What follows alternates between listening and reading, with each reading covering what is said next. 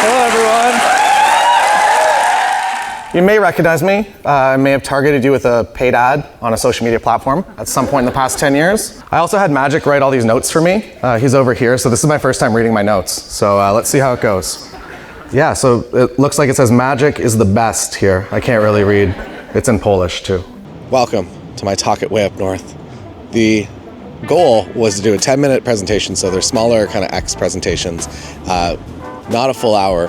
And I had my presentation scripted out sentence by sentence to basically land at exactly 9 minutes and 59 seconds. And then I got up there and you can see what things people connect to, what people respond to, and I changed most of my presentation. I ended up covering maybe a little bit over 50% of what I actually wanted to talk about. So I thought that I would take this as an opportunity to actually talk you through the full presentation that I had for hybrid photo video coverage on wedding days. And if you're not familiar with Way Up North, it is actually my favorite wedding photography conference. A lot of you might think it's WPPI or Imaging USA, but Way Up North is actually my favorite. And there is another one coming. So it happens twice a year, every year in a different European city. And Lisbon, October 22nd and 23rd are the next dates. So if you're interested, there are a few tickets available at the early bird price. Now, on to the talk. Oh, here we are in Canada. Again, to do the real talk in full.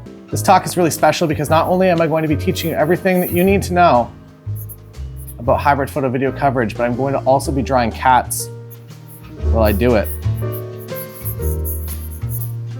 You might think that I'm good at drawing cats, but I'm not. And if you're wondering who I am, and you're new here, I'm Taylor Jackson. I have photographed over 1,000 weddings all around the world, and I was doing 65 weddings as a solo photographer studio at my peak, which means you're making about $300,000 in a solo wedding photography business. I think this is a legitimate shift coming to our industry, and you can get ahead of it if you start now. Sam Hurd did his State of the Industry survey last year, and a lot of photographers, I think 40 or 50%, were getting both photography and video inquiries, even though they were just advertising photography services on their website. Now, something that scares me more than how good I am at drawing cats is subcontracting a core task of your business with your name on it. So you've sold the video package. And if you have someone you really trust, that's great. But even when working with someone I really trust, at the end of the day, it is my name on that contract and I am liable. I also want consistency to my video work, and that is hard to get if you're subcontracting the video portion of the booking to different people based on availability throughout the year. What is the solution? You just learn to do both yourself. Maybe a bit of a disclaimer here that I'm not trying to steal jobs if you're a video creator, you're a video team. I'm not trying to basically make a photographer do absolutely both things. You're not gonna replace a 4-person production team with an editor and everything. What I'm here to do is offer kind of an in-between service. To put a bit of a box around the kind of video services that I offer, I'm also going to be drawing a box around this cat. It's not a cage, it's a natural frame, it's a compositional element. Can you even believe how good I am at drawing cats? Get this on Sotheby auction later. To put a box around me, I live and work in Canada. I understand that market best, but I know a lot of people have learned from my videos on YouTube and are making hybrid photo video coverage work incredibly well in countries like Europe. My friend Jermaine Horton in the States actually used this to push his wedding business to over $300,000 US dollars. And I met people at Way Up North that were already implementing this in their business and already seeing success with it. That one's the worst one. So here's the thing, not only are you going to be making more money per wedding, but you're also going to be getting more bookings as well. Jermaine's example is that how many times does this happen? You're sitting at a wedding dinner, there's couples all around you that probably just got engaged. They probably put you at the table with all the other engaged couples, and you're getting along great. And someone turns to you and says that we're sad that we have a photographer already because they would have loved to book you. And now you can just be like, but wait, I do video. And now all of a sudden, you can actually do work for that couple rather than just being somebody that they got along with and made good work. Half the booking is just being the person they trust and they want to hang out with for the day. Then add to that a service that they're probably considering but haven't booked yet. Beyond that, you're also now a unique service in your area offering both photography and video services as a small team and a second. My couples like myself are very introverted and they do not desire to have a full photo video team there.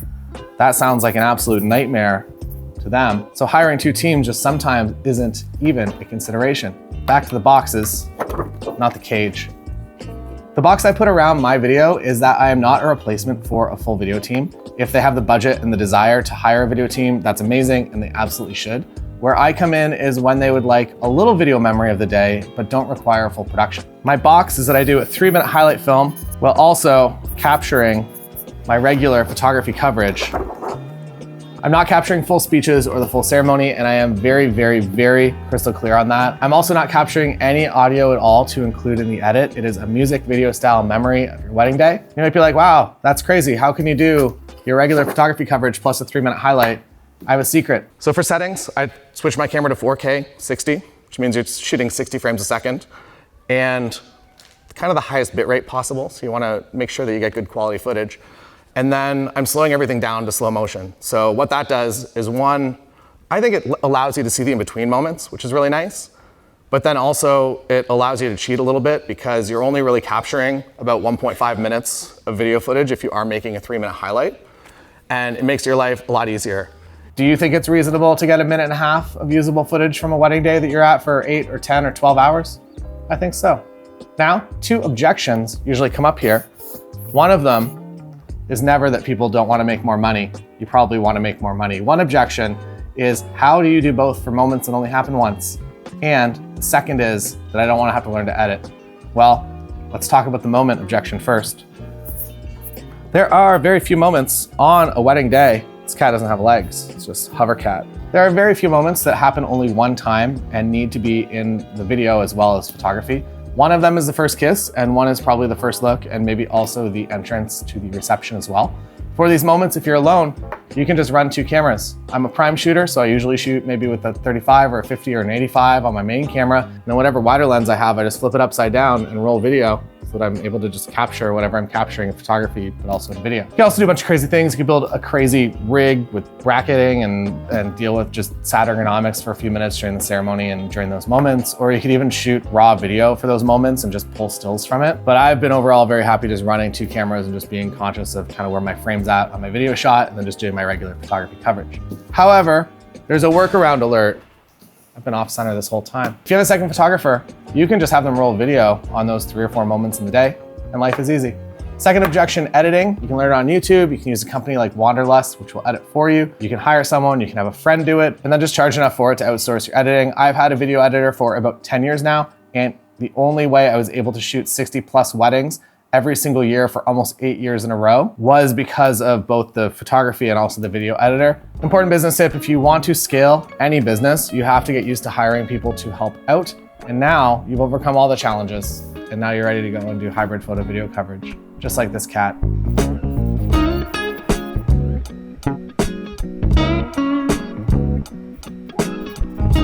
I'm kidding, that one might be the worst one yet. So, how do you actually do the video? It's honestly as easy as switching back and forth from photo to video all day, or some camera systems you don't even need to hit a button, you just hit the record button, depending on your camera. For the technical, I shoot everything in a neutral profile, no log format for me. I do 4K 60, which is nice, but HD at 60p I've been using as well on my Sony A7 Mark IV, because if you're going into 4K 60, you get a weird crop, and it's just not good to use a camera that has a crop in video, but no crop on photography. Your brain just gets confused with the framing, changing around. I personally shoot everything handheld, and I just pick a camera with good stabilization or a lens with some good stabilization in it.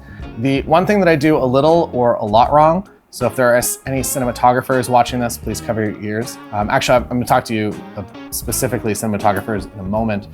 I don't use any ND filters. What an ND filter does is it allows you to get your shutter speed to something close to what the human eye would see. So you see some natural motion blur, that if you're throwing your hand in front of your face, your hand naturally blurs.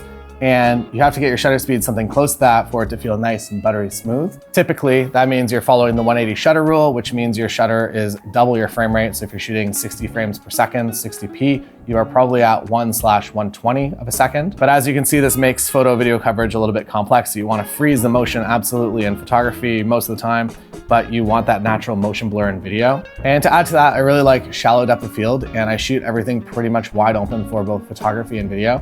And the crazy thing is that means sometimes my video footage will be shot at a shutter speed of 1/8000 of a second. And I know that's shocking. There are 2 things I do. One is I never really move my camera.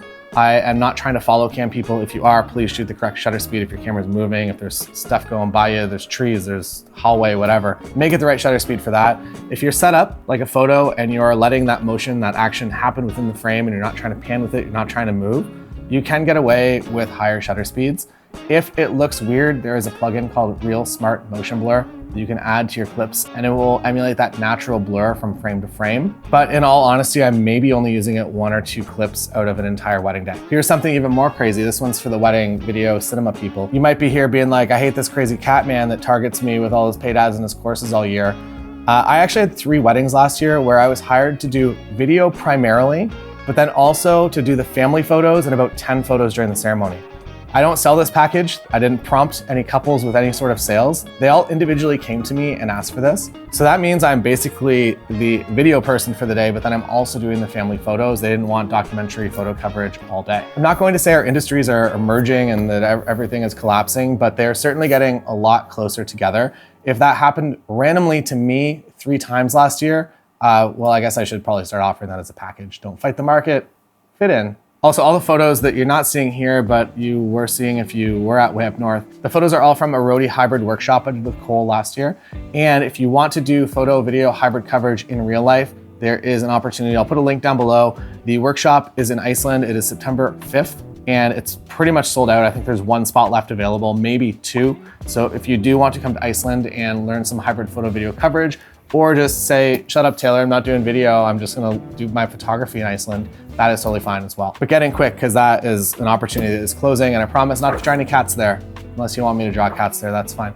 Now, how do you start offering video? Here's exactly what I did. I just started taking a few video clips for my couples on weddings that I was booked for, and also that they did not have a paid video team for.